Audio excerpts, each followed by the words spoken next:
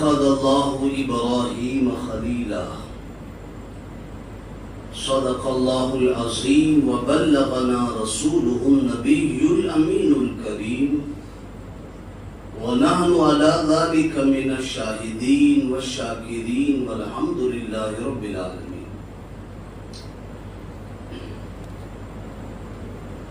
برادران ملت اسلامیہ و عزیزان گرامی خاطر،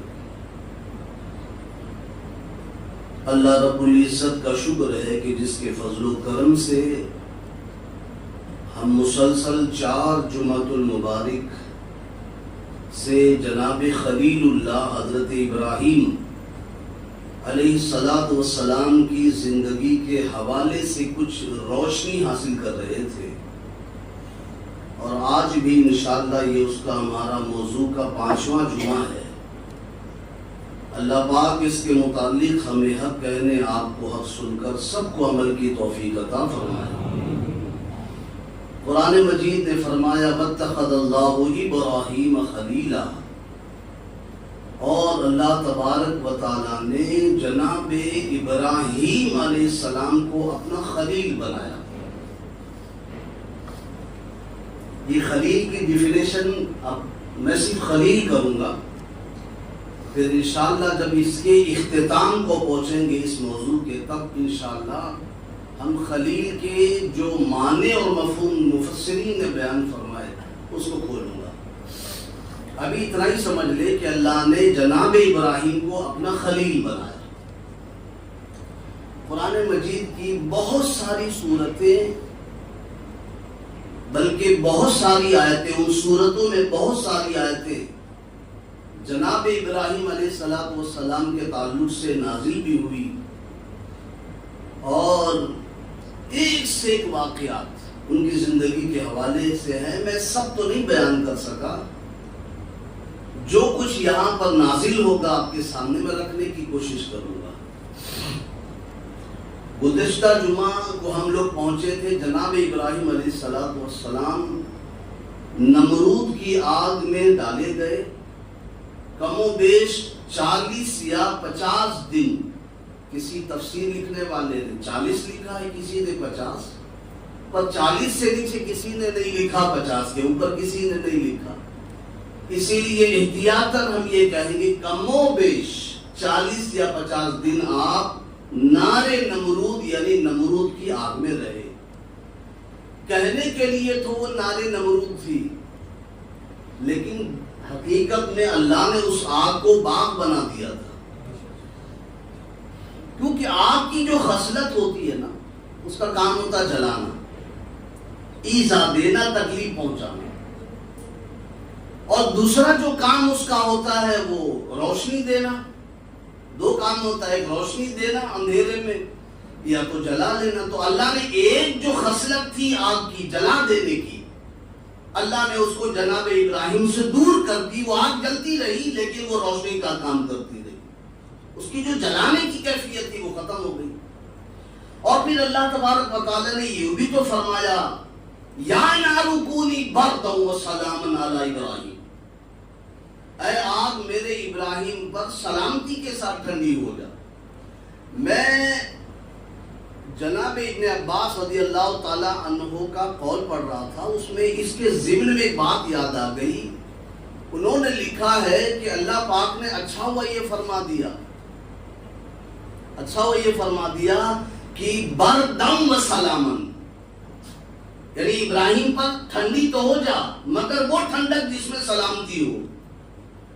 اگر یہ نہ فرماتا کہ سلامتی والی ٹھنڈک دے دے میرے ابراہیم کو، اگر یہ نہیں فرماتا تو ہو سکتا ہے جناب ابراہیم علیہ السلام کو ٹھنڈک کی وجہ سے اس میں تکلیف ہوتی، یعنی ٹھنڈی تو ہو جا مگر ٹیمپریچر ذرا ٹھنڈا رکھنا، مائنس والا ٹیمپریچر نہ ہو، ایسی ٹھنڈک ہو کہ میرے ابراہیم کو اس آگ میں بھی مزہ آ جائے، دیکھنے کے لیے تو آگ ہو لیکن ٹھنڈی ہو۔ اور پھر ایک روایت اور ملتی ہے کہ جب اللہ پاک نے یہ فرمایا، چونکہ اللہ نے فرمایا یا نار کونی، اے آگ ہو جا بردن ٹھنڈی، تو جب اللہ نے یہ جملہ فرمایا نا یا نارو کونی بردن، اے آگ ٹھنڈی ہو جا، تو اس میں لکھا ہے کہ اس وقت دنیا میں جتنی بھی آگ جل رہی تھی، چاہے وہ چولہے پہ جل رہی ہو، چاہے لکڑیوں میں جل رہی ہو، کہیں بھی جل رہی تھی، پوری دنیا کی آگ اس ایک وقت میں ٹھنڈی ہو گئی تھی جب اللہ نے فرمایا تھا۔ یہ ایسا کیوں ہوا؟ یہ تو ہم ہے کہ اللہ کا فرمان ہے، آج مانیں گے تو کل مانیں گے تو پرسوں مانیں گے، اللہ نے فرما دیا ٹھیک ہے شام سے عمل کریں گے، اگلے ہفتے سے دیکھیں گے، اگلے جمعہ سے دیکھیں گے۔ لیکن اللہ کی بنائی ہوئی یہ مخلوق جسے آگ کہتے ہیں، یہ کتنی فرما بردار ہے کہ اس نے یہ نہیں دیکھا کہ یہ حکم جناب ابراہیم کی آگ کے لیے ہے۔ دنیا میں جہاں جہاں آگ جل رہی تھی ان سب آگ نے اپنے اوپر یہ حکم خدا کو لے لیا اور اسی وقت ٹھنڈی ہو گئی۔ جی صاحب، یہ اللہ کا فرمان ہے یا نارو کونی بردن، اے آگ ٹھنڈی ہو جا۔ تو اس وقت ایک وقت کے لیے ایسا بھی وقت آیا کہ اس وقت ساری دنیا کی آگ ٹھنڈی ہو گئی تھی۔ یہ آگ ہے جو اللہ کی بات مان رہی ہے، ہم انسان ہیں جو آگ سے بھی گئے گزرے ہو گئے۔ بہرحال تو یہ بات تھی، اور یہ یا نارو کونی بردن و سلام علی ابراہیم، اس کو آپ یاد رکھیں۔ بات آ گئی تو عرض کر دوں، صوفیہ فرماتے ہیں بلکہ آزمودہ ہے، میرا اپنا بھی آزمایا ہوا ہے، آپ بھی آزما لیں۔ اور آزمانا کیا ہے؟ ہمارا کام ہے صرف اللہ کی بارگاہ میں عرضی ڈالنا۔ آزماتا تو بڑا چھوٹے کو آزماتا ہے نا، ہماری کیا مجال کہ ہم کسی اللہ کی آیت کو آزمائیں، لیکن ایمان عقیدے کے ساتھ اس پر عمل کریں۔ کیا فرمایا گیا؟ یہ جو آیت ہے نا یا نارو کونی بردن و سلام علی ابراہیم، یہ دو کام کے لیے بہت زبردست کام کرتی ہے۔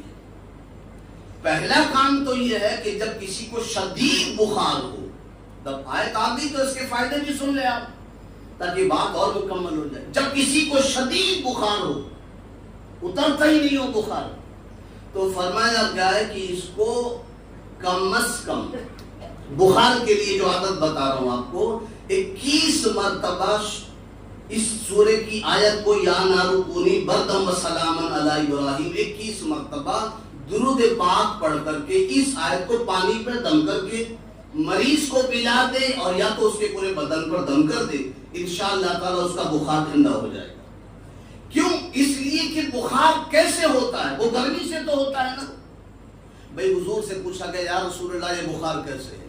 چلو حضور سے پوچھ لیتے ہیں۔ بخار کے بارے میں پوچھا تو حضور نے فرمایا من فی جہنم، فرمایا جب جہنم سانس لیتی ہے نا، اور سانس لے کے جب چھوڑتی ہے تو فرمایا اس کے چھوڑنے کی وجہ سے کچھ ایسے لوگ ہیں جن کو بخار کی تمیز آ جاتی ہے۔ سبب جو بھی بنے، آئس کریم کھا لیا، ٹھنڈا پانی پی لیا، گرم سرد ہو گیا، جو بھی سبب بن جائے، لیکن من فی جہنم، جہنم جب سانس چھوڑتی ہے نا گرمی، تو فرمایا بدن میں بخار پیدا ہوتا ہے۔ اب گرمی ہے تو اس گرمی کو ٹھنڈک کرنے کے لیے کیا چاہیے؟ تو وہی ٹھنڈک والی آیت جو جناب ابراہیم کے لیے اتری تھی، یا نارو کونی بردن و سلام علی ابراہیم۔ وہاں صرف ابراہیم پر آگ ٹھنڈی نہیں ہوگی بلکہ قیامت تک کے لیے امت مسلمہ کے کسی بھی مریض کو بخار کا مرض ہو جائے، شدید بخار، تو اس کو دم کر کے پلا دے یا دم کر دے، انشاءاللہ صحیح۔ ایک تو یہ فائدہ ہے۔ دوسرا اس آیت کا فرمایا گیا کہ اگر کسی کو غصہ بہت آتا ہے، بہت سارے فائدے بھی، دو ہی فائدے سن لو، اس پر عمل کر لو تو بہت اچھا ہے۔ اگر کسی کو غصہ بہت آتا ہے، گھر میں جھگڑا بہت ہے، آپسی اختلاف ہے، گھر میں ہوتے نا بات، ساس بہو سے لڑ رہی ہے تو بہو ساس سے لڑ رہی ہے تو سسر بھی، یہ سب ہر گھر کی کہانی ہے کم زیادہ۔ تو اس کو فرمایا گیا ہے کہ اگر آپسی رنجش گھر میں بہت ہو، صبح اٹھو تو جھگڑا، رات میں سو تو جھگڑا، بات سمجھ میں نہیں آتی کرے تو کیا کرنا، نہ لیمبو کام آ رہا ہے نہ ناریل کام آ رہا ہے۔ جی آپ بھی بولے کہ لیمبو ناریل کے پیچھے نہا دھو کے پڑ گیا، کیا کرے وہ لوگ، اپنا دھندا نہیں چھوڑتے تو مجھے اپنا کام تو کرنا ہی ہے نا۔ یہ میرا کام اللہ کے رسول نے دیا ہے کہ سچائی بتائیں، آپ کا کام ناریل والا پتہ نہیں کس نے دیا، آپ سمجھو، ہمیں تو حکم ہے نا، ان الذین یکتمون ما انزل اللہ من الکتاب ویشترون به ثمنا قلیلا اولئک ما یاکلون فی بطونہم الا النار۔ جو اللہ کی کتاب میں لکھی ہوئی باتیں ہیں اگر وہ نہ بتائے، اس کے لیے کیا ہے؟ فرمایا وہ اپنے پیٹ میں پیسہ نہیں جہنم کی آگ بھر رہا ہے. یا تھوڑا سا پیسہ لے لیجئے، میرے حساب سے ذرا فتوا بتا دیجئے، میرے حساب سے مسئلہ بتا دیجئے، یا تو وہ جمعہ میں وہ تقریر کیجئے جس میں اپنے کو مزہ آ جائے، غصہ نہیں آئے، مزہ آ جائے. جی نہیں، مزہ والی بھی بات قرآن میں ہے اور آپ کو تھوڑی چبھے کی وہ بات بھی قرآن میں ہے، اور ہر بات کو بتانا ایک صحیح معنوں میں عالم دین کا کام ہے. اور عالم ہے تو جالم ہے تو مت پوچھو کہ آج حضرت ایسا نہیں بولنا، آج حضرت کو ایسا کیوں بولے، وہ کوئی اور ہوں گے. تو میری ذمہ داری تو یہ ہے کہ اللہ پاک نے فرمایا کہ اگر کوئی چھپاتا ہے، بتاتا نہیں ہے قوم کو وہ بات جو اللہ نے اتاری ہے، فرمایا ثمنًا قلیلا اولئک ما یاکلون فی بطونہم، اس کے پیٹ میں وہ جہنم کی آگ بھر رہا ہے. جی اب وہ ناریل والے لوگ اپنا سمجھے کہاں سے لائیں بابا اللہ جانے. تو یہ دو چیز پر عمل کر لو، اللہ نے چاہا تو کسی ناریل لیمبو کی ضرورت نہیں پڑے گی، نہ مرچی کی نہ کوئلے کی. کیا کرنا ہے آپ کو؟ جہاں جھگڑے بہت زیادہ ہو رہے ہیں تو اس آیت پاک کو یا نار کونی بردم و سلام علی ابراہیم کم و بیش 786 مرتبہ. کتنی بار؟ بخار کا کتنا ہے؟ 21. یہ عدد سے بھی کام ہوتا ہے، عدد اس لیے رکھا جاتا ہے، عدد بہت معنی رکھتا ہے. بخار کے لیے 21 اور اس کے لیے محبت کے لیے 786 مرتبہ، اور ساتھ میں بسم اللہ الرحمن الرحیم یا ودودو یہ لفظ پڑھنا ہے. امید ہے کہ آپ لوگ کو الحمدللہ یاد آ گیا ہوگا. بسم اللہ الرحمن الرحیم یا ودودو نہیں، بسم اللہ الرحمن الرحیم یا ودودو، میم کے زیر کو یا کے ساتھ ملا. اور نہیں تو یوٹیوب پہ بعد میں دیکھ لینا آپ لوگ. آپ تو الحمدللہ سب لوگ سبسکرائب کیے ہوں گے، نہیں کیوں گے تو کر لو بابا. میں نے دیکھا ابھی تک خالی 275 ہے. کتنا بیٹا؟ 275. اور یہاں پہ نمازی 300 ہیں. اگر ایک ایک نمازی بھی سبسکرائب کیا ہوتا تو 300 تو ہو جاتے، لیکن نہیں، ہم کو تو سب کچھ آتا، کیا ضرورت ہے. یا تو ہم جمعہ میں چلے ہی جاتے ہیں. فالتو ویڈیو کلپ آپ سبسکرائب کرو گے مجھے معلوم ہے، لیکن کچھ اچھی باتیں ہیں کہ سبسکرائب کر کے دوسروں کو فائدہ پہنچا تو یہ ہم سے نہیں ہو سکتا. تو اگر سب لوگ کر لیں تو اچھی بات ہے. تو اس میں یوٹیوب پہ آپ دیکھ لینا، اگر یہ دوبارہ آپ دیکھنا ہے تو 786 مرتبہ بسم اللہ الرحمن الرحیم میاں ودودو کے ساتھ میں یا نارکونی بردم سلام علی ابراہیم پڑھیں. اور شکر پر جو روزانہ چائے پی جاتی ہے اس میں دم کر کے رکھ لیں، اس کو خالی مت ہونے دے. ڈبے کو شکر ہے، شربت ہے، اس میں دم کر کے رکھ لیں، وہ اسی کو گھر والے پیتے پلاتے رہے. اللہ نے چاہا تو اس کا فیض آپ کو مل کر رہے گا. جی اس پر عمل کریں تھوڑا سا. تو بہرحال یہ تو تھوڑی سی بات تھی، فائدے کی تھی، آپ تک پہنچا دیا. تو فرمایا کیا کہ اس وقت ساری دنیا کی آگ ٹھنڈی ہو گئی. پھر اس کے بعد 40 یا 50 دن جناب ابراہیم علیہ السلام اس میں تھے.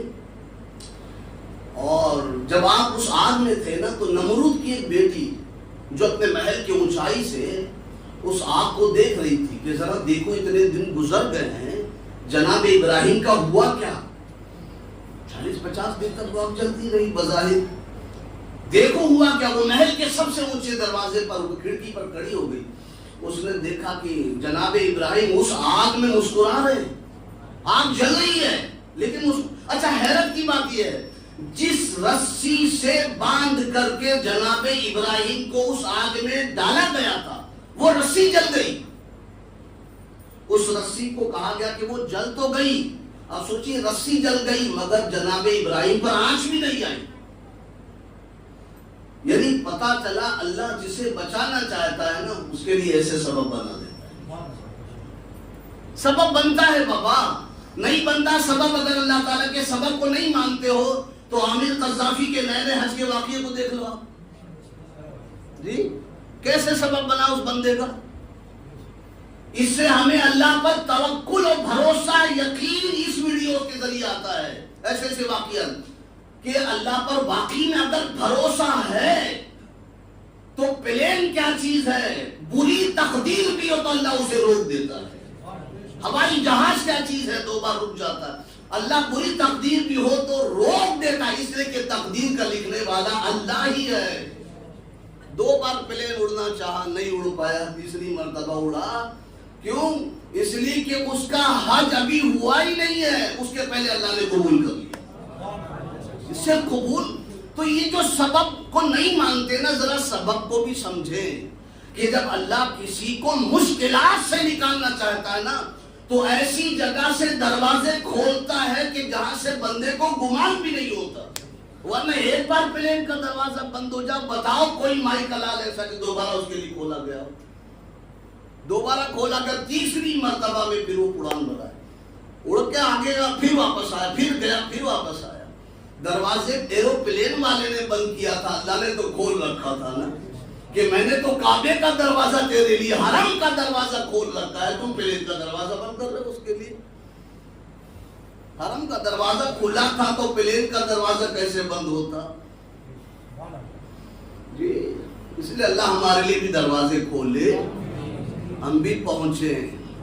اس لیے کہا جاتا نا لاکھوں لوگ حج کرنے کے لیے جاتے مگر سب کا نہیں ہوتا.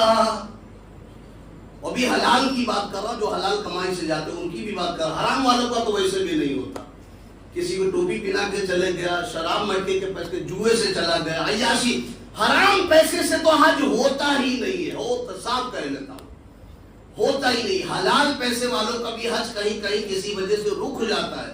تو یہ تو کچھ اللہ کے ایسے بندے دو چار اس میں گھسے ہوتے ہیں جن کی وجہ سے اللہ سب کا حج قبول کر لیتے. 40-50 لاکھ جاتے سب کا ہو جاتا ہے. وہ تو کچھ ایسے اللہ کے بندے ہوتے ہیں کہ جن پر پیار آتا ہے، اللہ سب کا قبول کرتا ہے. اور جو گئے اللہ تعالیٰ حلال پیسے گئے سب کا اللہ قبول کرتا ہے. تو سبب بنتا، تو سبب دیکھو کیسا بندہ. وہ لڑکی جو تھی نا وہ دیکھ رہی تھی، اس نے دیکھا تو جناب خلیل تو مسکرا رہے ہیں.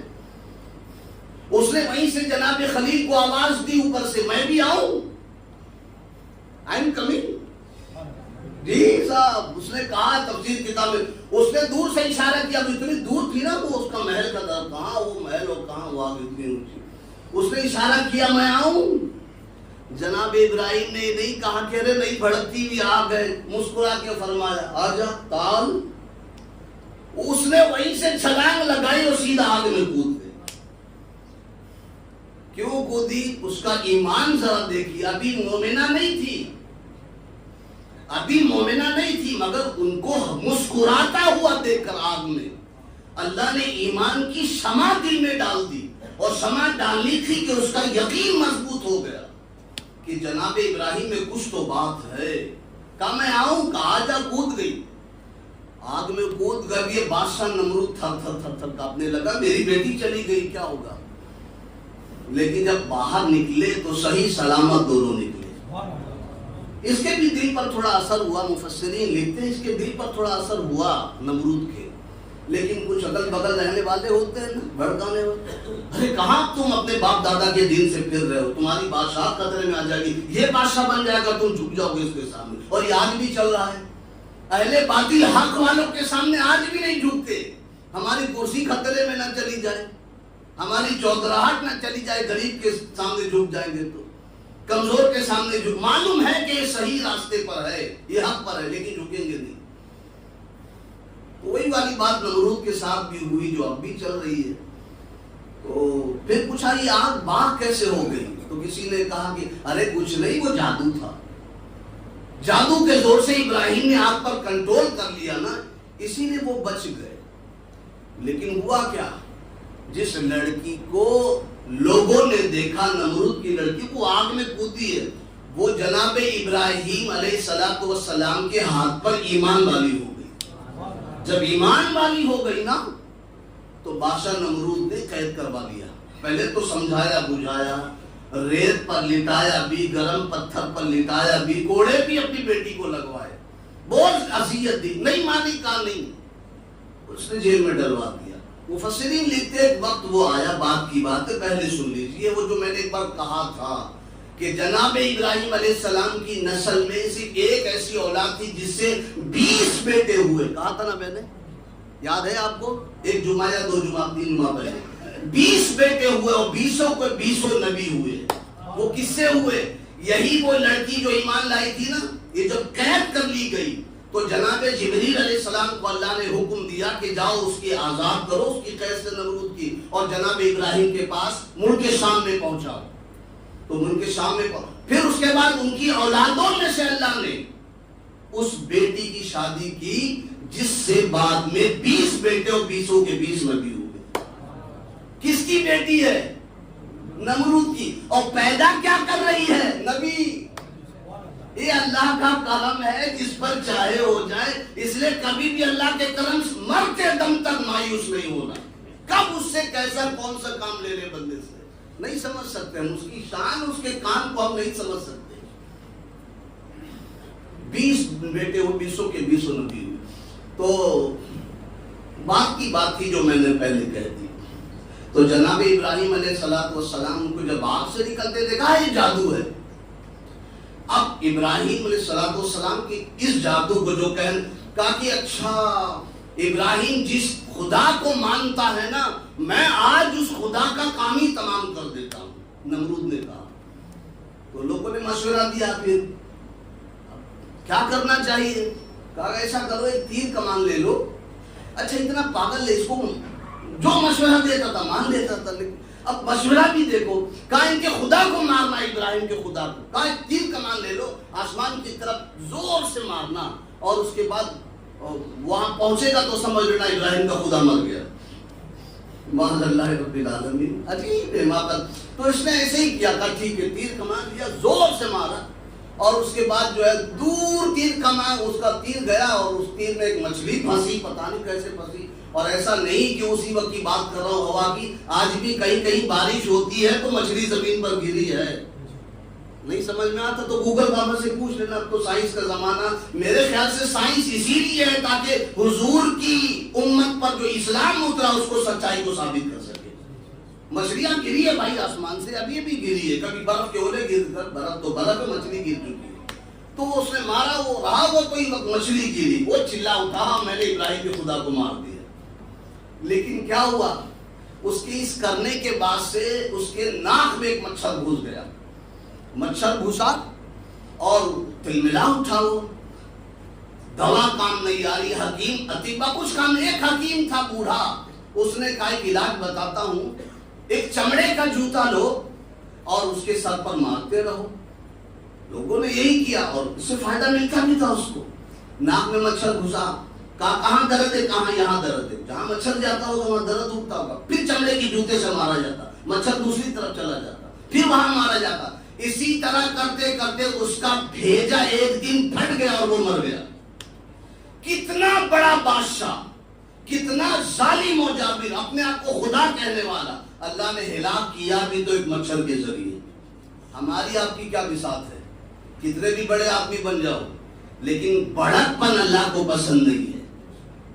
میٹھا بول لو پر بڑا بول کبھی نہیں بولنا کیونکہ بڑک پن صرف اللہ کو زیب دیتا ہے. اس کے علاوہ کسی کو زیب نہیں دیتا.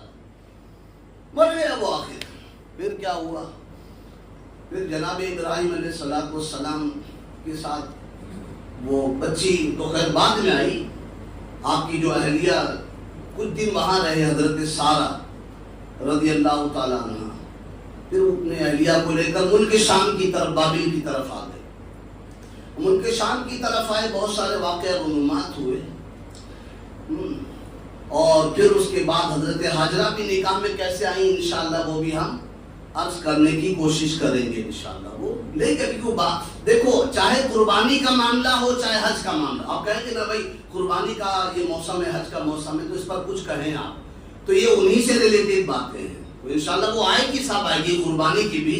لیکن آپ قربانی کرو دھوم سے کرو. قربانی کرو دھوم سے کھلے دل سے کرو. بجھے دل سے قربانی مت کرو کیونکہ یہی ایک ہفتہ بچا ہوا ہے. اس کے بعد شنیچر کو عید الاضحیٰ ہے.